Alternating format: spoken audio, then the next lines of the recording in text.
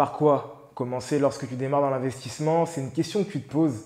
Bah écoute, ça tombe bien, on va y répondre tout de suite. Je te dis à tout de suite.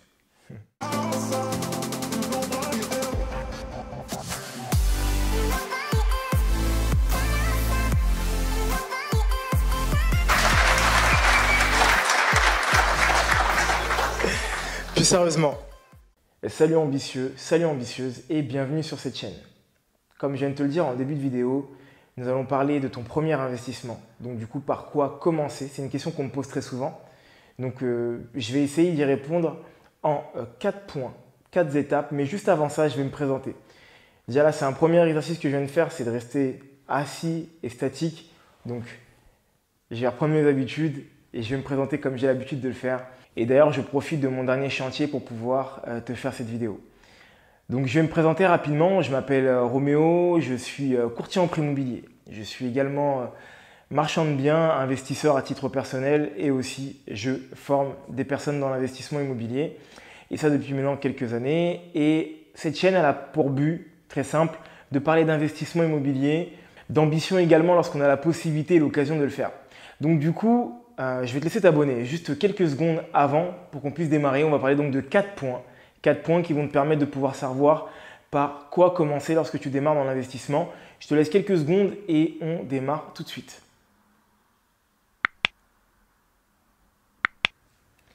Et ça y est, c'est bon, je pense que tu viens tout juste de t'abonner et félicitations à toi. Bienvenue dans cette grande famille des ambitieux. Et aujourd'hui, nous allons parler de par quoi commencer. Je me suis dit que ça pouvait être bien d'en parler, surtout dans le dernier projet dans lequel je suis. Pour pouvoir te donner une petite idée, c'est un projet d'achat-revente. Donc on est sur un studio, typiquement, qui a été retapé à neuf et rénové dans son intégralité. Pour ça, je te laisse regarder les vidéos précédentes qui parlent de ce sujet-là.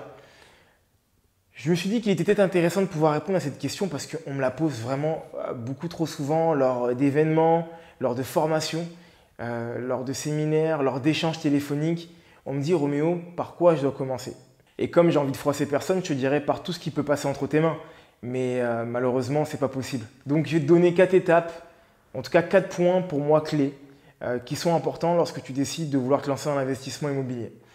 Donc, le premier point que je vais aborder, c'est le suivant.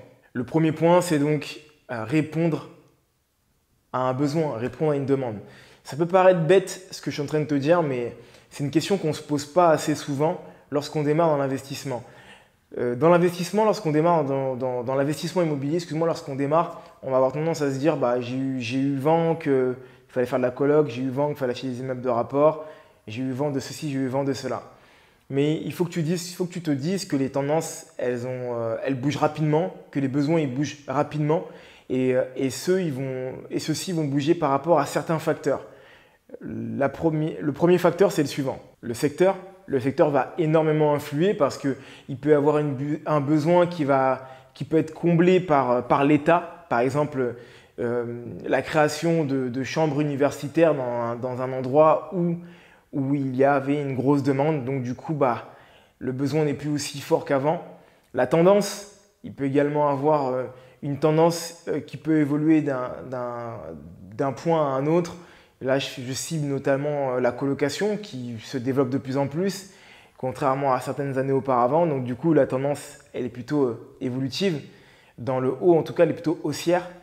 Et également la situation géopolitique, la situation du pays, ou en tout cas du pays dans lequel tu es à ce moment-là. Là, en l'occurrence, on va parler de la France. Et je vais te parler notamment du Covid qui a créé un besoin encore plus fort d'avoir un extérieur. Moi qui suis dans ce projet-là aujourd'hui d'achat-revente, j'ai un extérieur et c'est le point culminant, le point le plus important qui fait que les personnes viennent visiter l'appartement. C'est parce qu'il y a un extérieur. Malgré qu'on soit dans un studio, il y a quand même un extérieur. Et ça, il y a peut-être quelques années, ça n'aurait pas eu le même impact. En tout cas, la demande n'aurait pas été aussi importante. Donc, pour moi, ces 3 points sont vraiment importants pour pouvoir répondre aux besoins. Et il faut que tu te poses la question en fait, est-ce que tu rentres dans ces critères-là, dans le secteur, dans la tendance et dans la situation géopolitique dans laquelle tu es au moment où tu vas vouloir investir? Ensuite, le second point, mon ambitieux, le second point qui me semble important, c'est Es-tu prêt à perdre de l'argent, entre parenthèses, du coup, déléguer, ou à prendre du temps? Donc, entre parenthèses, une activité qui va être chronophage. En fonction de ton temps ou de ta sensibilité avec l'argent que tu vas avoir, tu vas ou non te diriger vers un projet ou un autre. Je m'explique. Imaginons que tu décides de faire quelque chose de saisonnier. Donc du coup, il faut que tu fasses des check-in, des check-out. Mais que tu as une activité en 35 heures. D'accord? Pour ça, tu ne peux pas vraiment le faire. Donc tu vas devoir soit te noyer dans le travail. Donc en plus de ton activité de salarié ou d'indépendant, il faudra également que tu puisses faire les check-in et les check-out et que les horaires correspondent également à ton calendrier. Ou sinon, tu vas déléguer auprès d'une conciergerie. Et là, ça va être autre chose parce que tu vas du coup perdre de l'argent vu que tu vas lui donner un pourcentage de ce que tu vas percevoir. Donc ça, c'est un point qui va être important. Si tu n'es pas prêt à perdre de l'argent et à prendre du temps, parce que tu ne perds pas du temps réellement quand tu investis selon moi, ne te dirige pas vers un produit qui va être chronophage. Voilà le deuxième point et le deuxième conseil que je pourrais te donner par rapport à ça. En troisième point, je te dirais, est-ce que c'est un business que tu peux ou que tu veux dupliquer? Et quand je dis un business, un produit, d'accord? Et est-ce que tu peux le trouver facilement? En contre-exemple, je te dirais un business qui pour moi n'est pas duplicable facilement.